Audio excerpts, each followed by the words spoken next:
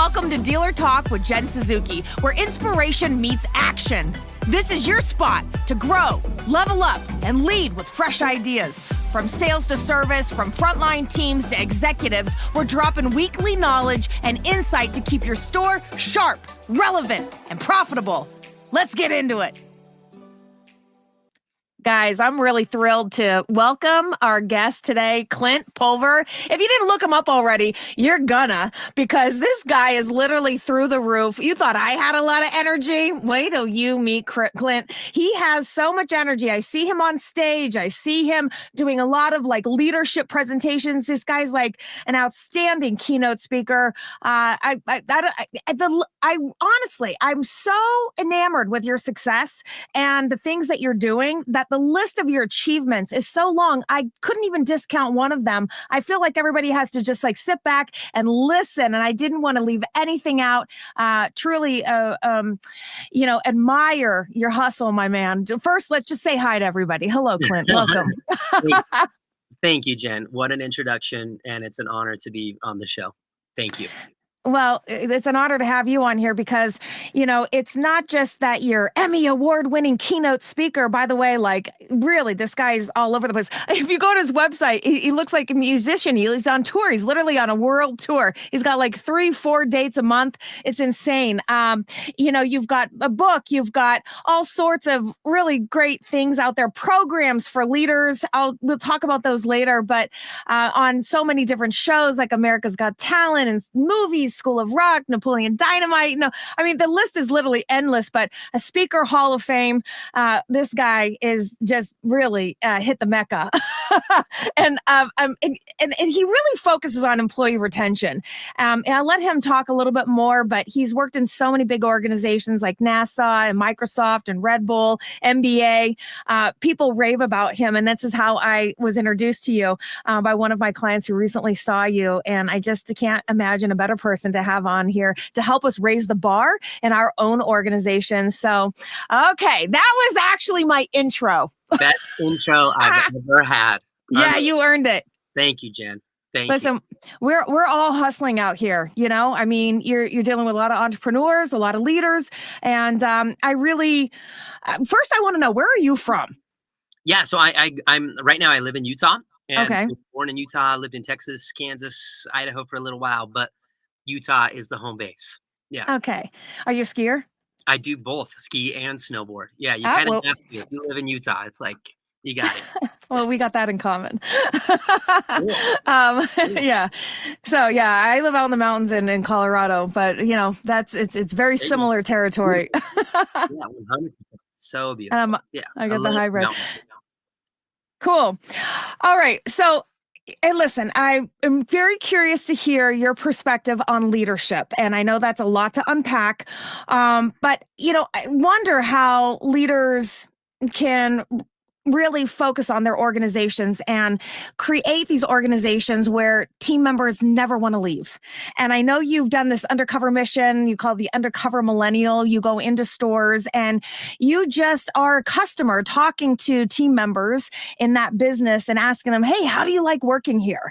And I think ultimately when you're able to hear so much good feedback about, I love this place, I want to work here, we have to ask ourselves as managers, what are we doing to build organizations in which people never want to leave? Yeah, it's important because at the end of the day, that's what's winning, is when you create an organization that when people, because they work for you, they go, I like myself best. How do we create an organization that because people work for you, they get to go home and be a better dad? They get to go home and be a better mother because we're creating better workplaces. You spend so much time at the place of work.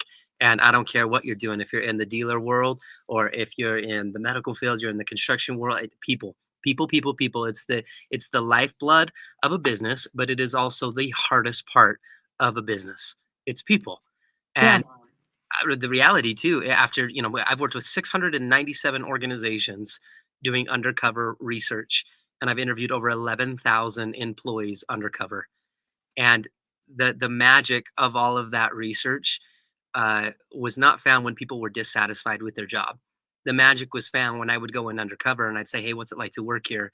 And people would respond with like, I love it here. I love it here." And that's why we wrote the book about that, because how do we create that response? If people are the hardest thing in business, what is it that the other dealers doing down the road to retain people in a way that other dealerships can't fathom or they struggle with? It's a continual revolving door of turnover. And really, the reality comes down to the manager. It comes down to leadership. It comes down to how do you become not just the manager, but how do you become the mentor in the story? That's a really important thing, Jen, that every leader needs to understand. It's not about good leadership. It's not about good management. It's about good mentorship.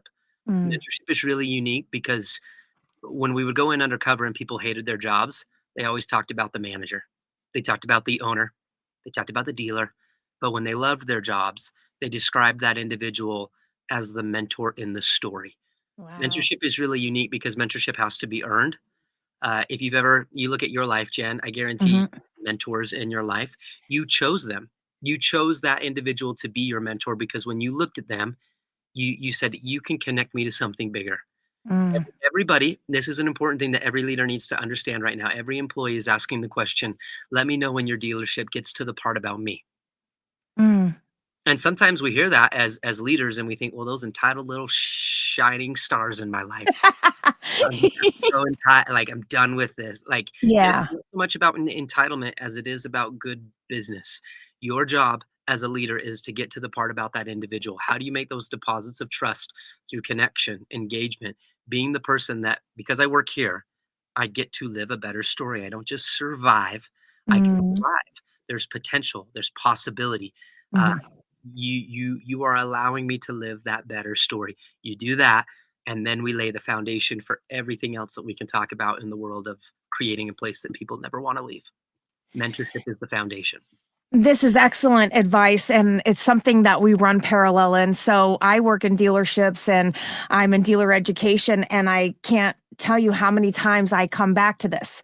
Everybody needs one person to just bring him up under the wing and show me how to be successful, show me how to do my job, believe in me, root for me, cheer me on, give me like that feeling every day that I'm wanted to be here and that you want me here and I'm part of the success. I'm part of the story.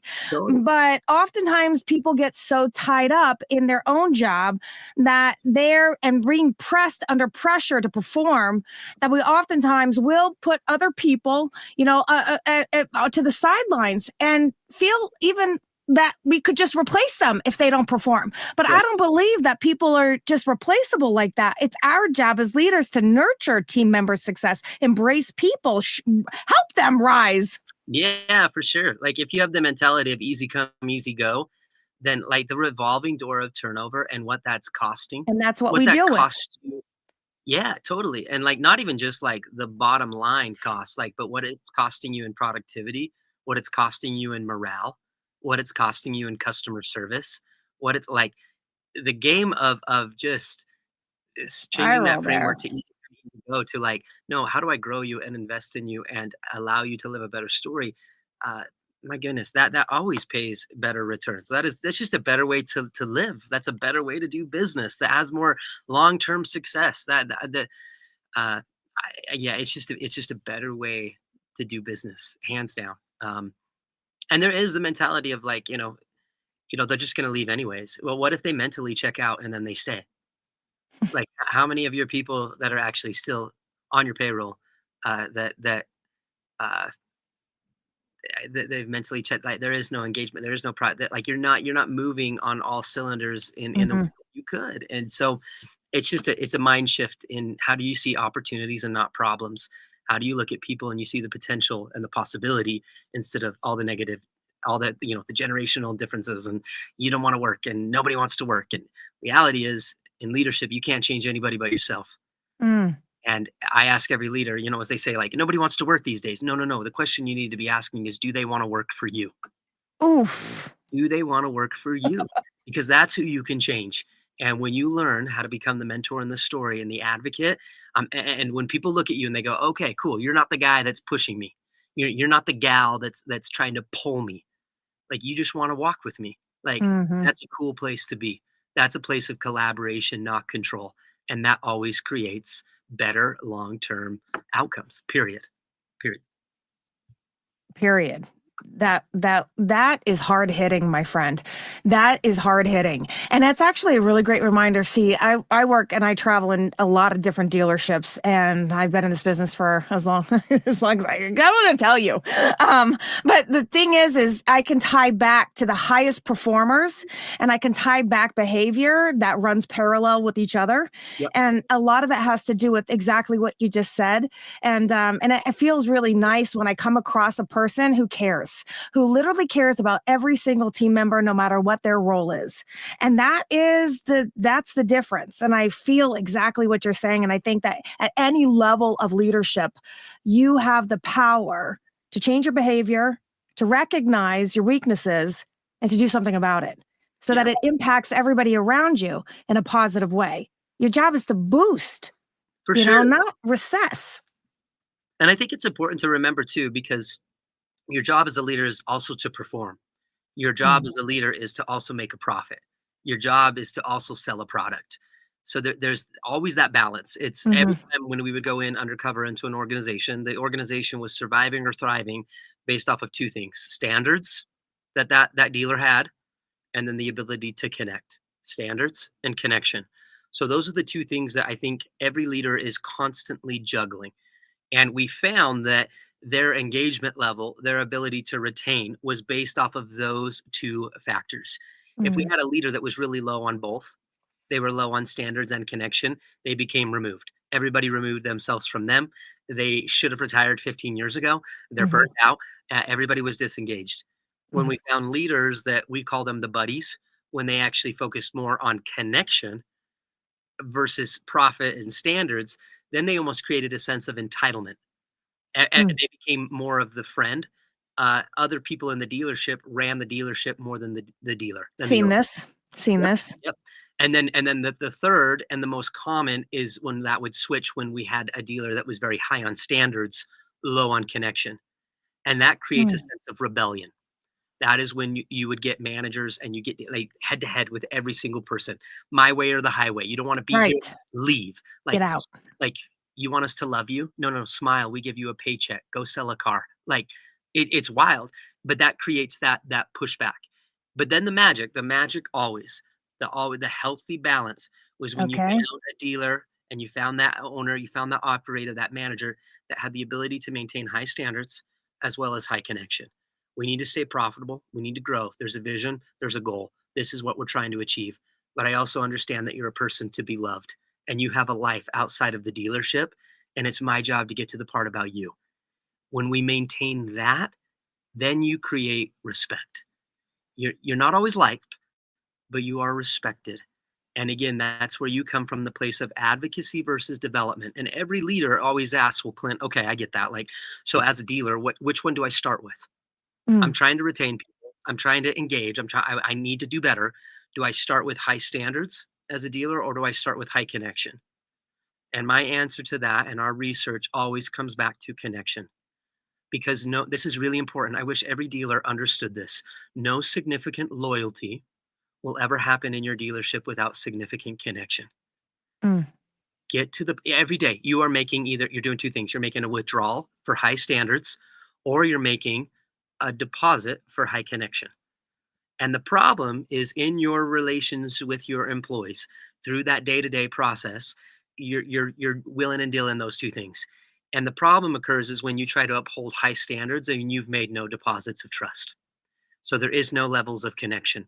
So you can't have hard conversations. We can't uphold high standards. We can't talk about product sales. We can't talk about all of the responsibilities of the job because you haven't gotten to the part about me. And so it's that element. It is the intangible side of business. It's the stuff we can't trace. It's the passion, it's the purpose. It's when people feel seen, it's when they feel heard, it's when they feel understood. Like that stuff. That is the foundation of we got to start there. Then we can uphold those standards. Then we can uphold that profitability. Then we can uphold those metrics. But again, no significant loyalty will ever happen without significant connection. This is wonderful. This is really wonderful to hear. And it's really landing because as you talk, I'm tying back the best performers I know, the best leaders I know to these characteristics. And apparently there's an equation behind Yeah, the behavior. totally, totally, totally. um, so I got to ask you this. Even the leaders that I'm thinking of that come to mind, I'm thinking about some of the toughest of scenarios in Mhm. business that we've all encountered. Yep. And these situations, they rattle us. And let me tell you, the guys in the car business, every one of us are ready to get back in the fight. We are ready to adapt. We are ready to change. We are ready to, pivot. If anything comes crashing down, we will find a way to solve it. Yeah. Yeah. Mm. Incredibly resilient people in the car business. However, I will say this that, even in a moment that we're in at this time, and it's not every dealer, but it's many that I see, where we're starting to see a change in the industry again, where it can really rattle you and knock you down. I mean, when you have been on the top of your game for years, Yeah. okay, and then suddenly you're getting cracked at the knees again, and Totally. you have to be consistent with your equation that you mentioned and with your leadership, even though you are suffering personally, you Sure. are suffering, you can't show this to your team. You have to embrace them, and you have to continue those connections, and you have to continue, to have standards. So can you give us some advice at Yep. moments in which you as a leader are feeling weak? And Yeah. we all do. Yep, 100%. Yep, Okay. I've been there many times myself. I remember even just my goodness, 2020 COVID, right? We all lived through that weird time, and March 6th, 2020, everything in my business just died, and there was no Yeah. foreseeable future. And, Mhm. um, there are moments, peaks and valleys, and as entrepreneurs, right, in this world, we work 80 hours a week, so we don't have to work 40. You can burn out so quickly, and it is a grind. One thing that's I've always remembered, the coolest part about leadership is that it matters. That's the coolest part about it. The hardest part about leadership is that it matters every day. And how you show up and the consistency in your leadership matters, because any culture, any perspective, anything that we're trying to accomplish in business, and all the years I've done this, and all of the CEOs, all of the execs, all of the managers that I have interviewed and worked with, um, the it really it comes down to being able to do small things consistently over a long period of time. That's how we change Mhm. things. You got to get really good at doing small things consistently over a long period of time. But I will say this, in that pursuit, right, of the 80 hours a week so we don't have to work 40, one thing that I would tell every leader, first and foremost, you're doing better than you think you are. And for me in my life, there is the power of, I call it a nap and a snack. I know it sounds so simple and it sounds so trite, but there's the power of a reset. Sometimes you need to just go take 2 days off. Sometimes you need to go reset, go on the fishing trip, go like, and it's hard, right? When everything's sinking, but it's that clarity and the power of just a little reset, doing the things that fill you up. It's the oxygen mask principle, right? You fly a lot, I fly a lot. When you do that emergency procedure through the airplane, they tell you if there's a problem, the oxygen mask come down. You got to put that oxygen mask on yourself first before you assist other people. And far Mm. too often, I find so many leaders that they're just it's a rinse and repeat. You're in survival mode, and you're so burnt out, you're so empty that you serve nobody, and you don't think clearly, and we make decisions in a poor setting. And th- we talk. There's a whole chapter in my book about simplicity. As a business owner, you're juggling all these balls, right? And as a professional juggler, if you're up there and you're doing your show, nobody remembers how many balls you juggle. What they remember are the balls that end up falling. They remember the balls that you drop. And it's a really important lesson to simplify your leadership. What are a few things that you can say no to so that in the long run you can say yes to the things that really matter? Da Vinci was the person that said that simplicity is the ultimate sophistication. And so, is there something that you can maybe say no to for a time that would allow you to go what I say, do the nap and the snack? How, Mhm. go take a nap, get a snack, reset, do the vacation, go get a massage, go be with your family, go on the fishing trip, do something to just give yourself a moment to breathe. It's okay. It's okay to in a time like that to allow your body to reset, because my goodness, if you're not in the right frame of mind, it's just a recycling slippery slope that does nobody any good. So Yes, it's like dynamite, you just see it watching that thing torch, and you just know it's about to explode. yeah, you're doing better than you think you are, but give yourself permission to have a nap and a Take a snack. break. Yeah, nap and Yeah. yeah, Yeah, reset. And like you said, the behavior doesn't change overnight. The little small acts, being able to just be aware of what the weakness is or what we're trying to accomplish. Because I think that you are bringing awareness to a lot of things that, well, some will need a reminder. Some it'll be new information to them. And some will be listening to this saying, I see what you're saying. And I want to be this. I want to be this. And I got to take that next step. I got to take that next step. How am I going to get there? And I wonder if you have some advice for us because sometimes it is little chunks at a time. You sure. just make one small advancement every day. But tell us, what would you tell your bestie, where he comes to you and says, that's me, buddy. But like, I got to find this balance and I want to get to my next level of Yeah, leadership.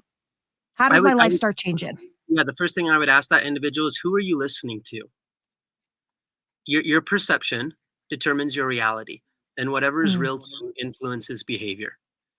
And it's a dumb story, but have you heard the story about the little frog? He's in this race, and all these little frogs are trying to get to the new log on the end of the swamp. They get this big prize, and along this racetrack are all these other frogs that are like, "You're never gonna make it." Like there's an alligator around the corner. The current's way too strong. Like wait till you get to lily pad number 7. It's gonna rock your world. And all these frogs they drop out of the race. They start dropping out. But then there's one little frog that just like he just keeps swimming. He just keeps going. And eventually, frog wins the race. All these reporters, all these other frogs come up. They're like, "You did it! Like, how did you do it?" And all of a yeah. sudden, they realize that the little frog he's deaf. He can't hear. This is good. Like, and I found so many times in my life, like, who are you listening to? Because Right. if you're listening to, the people that are like I grew up on a farm. If you put a hard to catch horse in the field with an easy to catch horse, you're gonna end up with 2 hard to catch horses. Mm, You become the average of people that you listen to.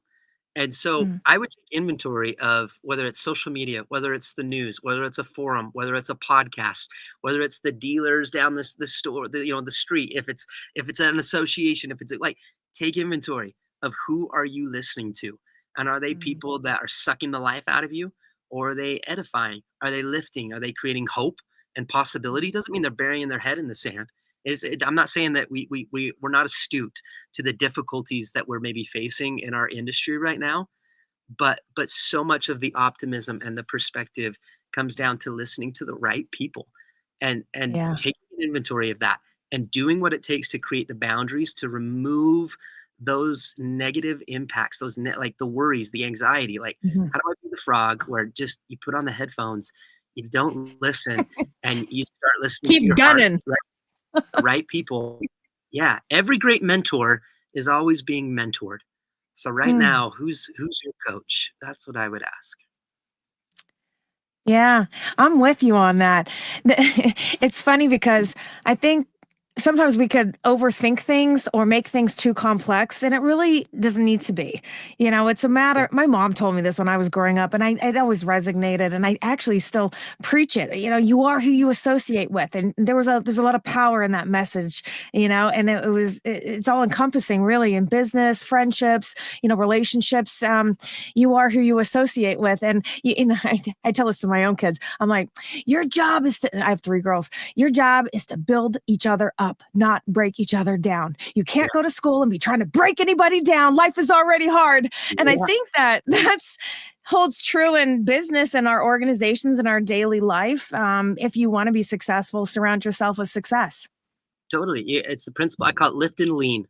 We Yeah. gotta lift so that we can lean, because there's gonna Mm, be times in your life when you need somebody to lean on. And there's two types of people in this world. There are people that will constantly see the problems, and then there's the people that choose to see the opportunities. And in my life, so much of mhm. my success and the significance that I've achieved is because I listened to the people that saw what was right. They saw the hope. They saw the potential, whether it was looking at me. Sometimes it's hard to see the picture when you're in the frame. And it took other people that saw what was right in a Mhm. world that maybe was constantly reminding me of all the things that were not right with me. Or, I was the kid that in school I had a hard time sitting still. Everybody saw the issue. And I had a teacher that said, "You're not a problem, you're a drummer."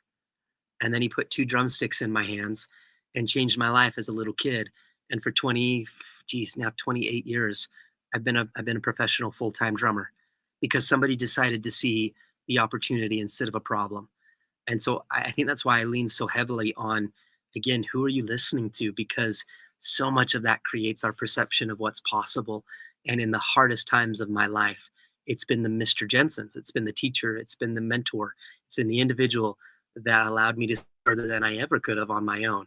And I just listened to the right person, and it changed everything. Yeah. Oh, wow. What an incredible story. What an incredible life. And I know you got a million things to do. This is why I wanted to just like target the things that would really help our listeners, as we continue to try and, win the championship and win life and win with ourselves. Everyone out there is trying to find happiness and love and growth, and it all is interrelated. And so your talk today has been really very powerful. And I personally love the everything aligns with your own personal story. I love that you ended on that, about the drummers at 28 years, and then being able to parlay that into sharing how you achieve that towards leadership in so many companies out there. You're one of the best keynote speakers out there. You've got great programs. And I just know I can't wait to recommend you to some of the biggest companies in our industry, just because you're so real. And you listen, you're a hustler. I mean, there's no doubt about that. You're a winner. And everybody needs one person. And there's always somebody that you could reflect back on your own life. And I want everybody to be this person for somebody where you just made an impact, and it was a life-changing impact. When I first got into this business, I was struggling really hard, and I had lost, everything in my life. And I was 30 days from being homeless, and I started selling cars, and I love this business. I tell you this because I had always wished just one person would have showed me how to do my job. Just one person would have believed in me. Just one person would have showed. But I learned all things the hard way. Nothing's changed. And every day I'm fighting for mentorship in the stores, for one person to just embrace somebody else and just be there to support them and bring them up. And there's something very powerful, just in being able to be that person for people. And I know you certainly are that person for many. Yeah. Well, Jen, thank you. Thank you for what you do. And again, thank you for your advocacy and what you're creating for the industry. What this is a guiding light that I guarantee what you're doing and your efforts has moved the needle forward and helped individuals. So what a cool way to live, and congrats to you. Yeah. Yeah, thank you so much.